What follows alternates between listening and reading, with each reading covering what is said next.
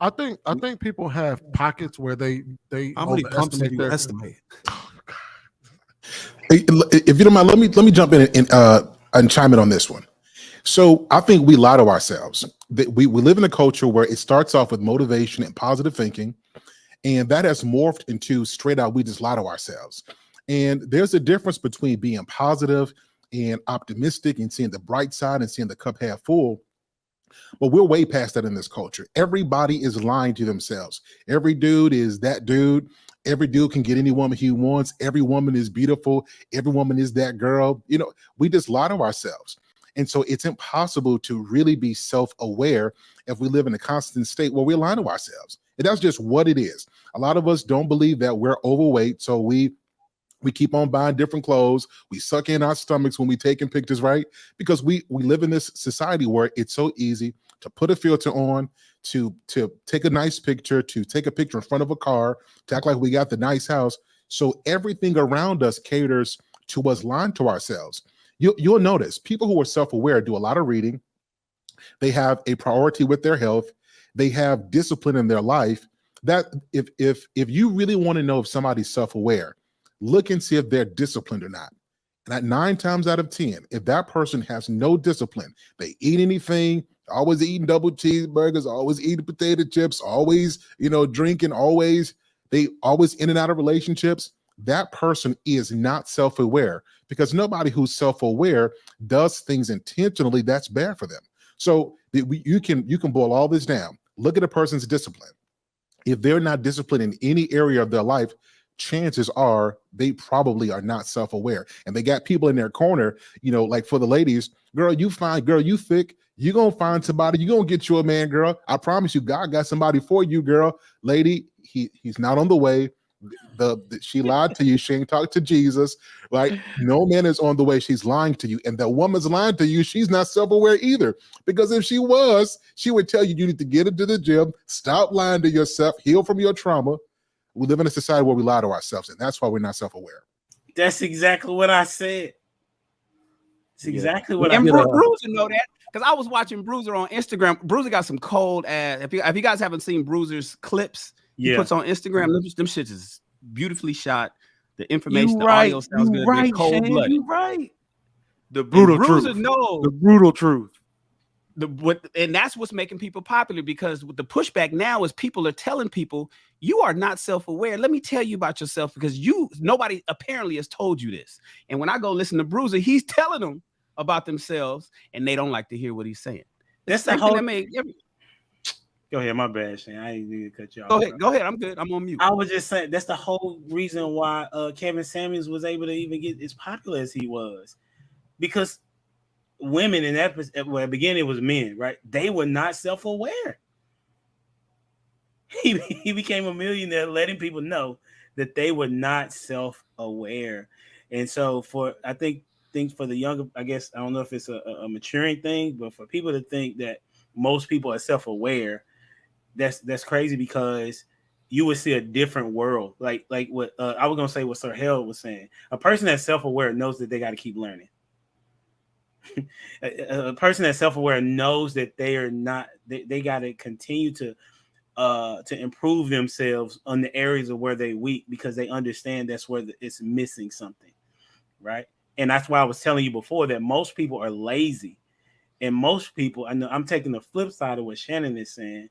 I'm saying that most people do not try to even reach their potential. So I'll give you an example. I taught at the college. In every school semester, I would ask people what was their thought process on math, and 80% of them would say it's hard and I don't know how to do it. 80% of my students, right? Well, by the end of the semester, I had showed them a method and showed them how to overcome what it is that they thought was difficult, which most of the times it was them practicing and me kind of giving them a different way of thinking about math. And then they was able to be successful. Why? One, because I taught it well. Secondly, because they put forth the effort in order to pass, right? So that's what I'm saying, that most people are lazy. I mean, think about how many people even graduate from college. Should everybody go? No. All you have to do in college is be there, be focused, pay attention, do your work. You pass, you'll get a degree. Right? Let me ask you a question, Humble Dad. So when they say that math was hard, that did it mean that the work wasn't hard, or was it that you allowed them to practice? Because that's the difference. If you came to me and asked me, hey, look, building a house. If you came and like I guarantee you, if I asked you, what do you think about cutting hair? And you would probably be like, it's pretty hard. I wouldn't say that. But I can tell you that with practice, you can become great at cutting hair. But that doesn't mean that it's any less hard. Because if it was easy to cut hair, everybody would be able to do it. It's gonna take you, Sweeney, to make me aware of it, though. Yeah, so that's what I'm just saying. Like it's gonna take Humble Dad to make them aware that they can do the math that they thought that they couldn't do. That means that they're not self-aware that they can accomplish something. I'm not saying that they don't. I'm not saying that they couldn't accomplish it. I'm saying it's still hard. Then just because you put in the work to do it, though, Sweeney, we're not talking about if it's hard. We're talking about, are people self-aware? Right. No, I'm just going off of the example that you provided when you said that when you asked them, what's your idea on doing math? And they told you it's hard. And then you were like, okay. So you worked with them, you practiced with them, they did the work or whatever. And by the time they came out of it, they were good at it, but it doesn't mean that it wasn't hard. Yeah, I think you took the wrong part of what I'm communicating, right? And that's okay. I'll explain.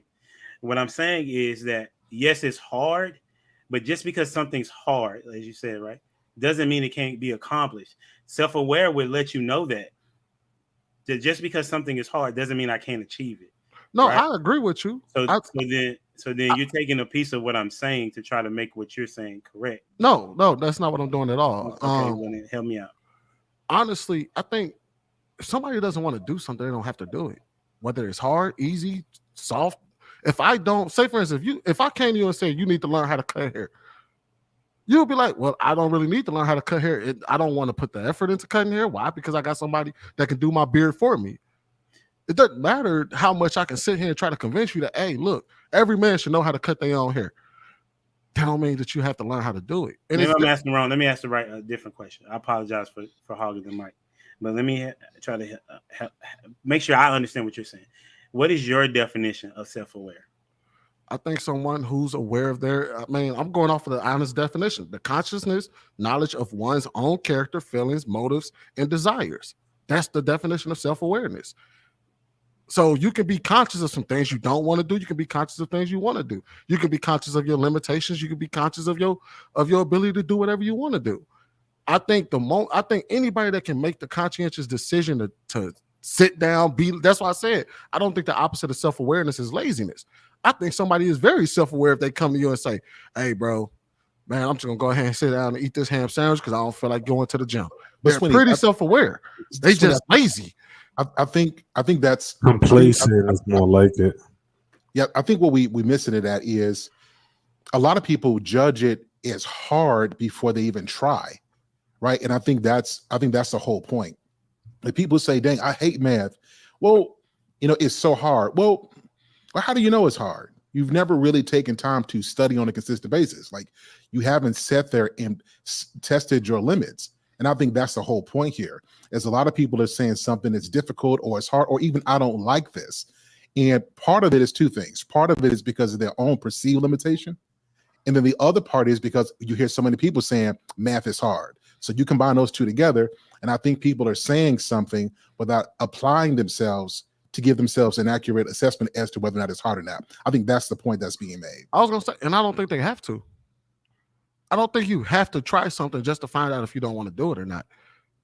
But that goes into being self-aware though. That's the point. Like knowing that trying it, knowing your limitations, that goes into self-awareness. Otherwise it just gets work.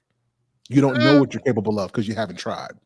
Well, that goes with, I'm gonna let y'all have it. It is what it is. I'm sure JR came up to change the topic. Well, I want to get Luis in there. Luis, did you get a chance to speak on it? No, he said all of his dark skins just left him out in the corner. And damn right. Go ahead and answer the question real quick. I got it right here for you. When you're self-aware, you don't have to prove anything to someone else's ego. Yeah, I'm gonna take a couple approaches. So the first one I'm gonna say is to kind of quote Jay-Z.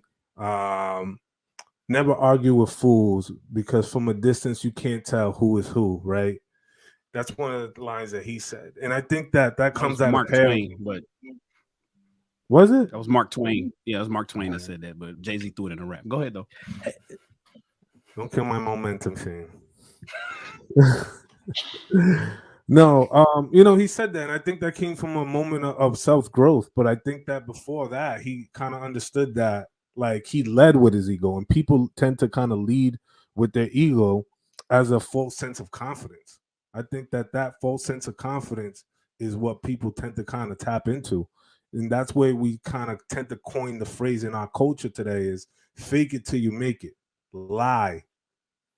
Give the facade and the appear that you have arrived and that you have done it, not understanding that you haven't reflected within and understand that you haven't done the work to be where you need to be, right? That lack of self-awareness, and to kind of, to Sir Hale's point, in terms of like the whole math situation, the reason people feel that they can't do something is because they've allowed themselves to be infiltrated by others' opinion who do not align with theirs.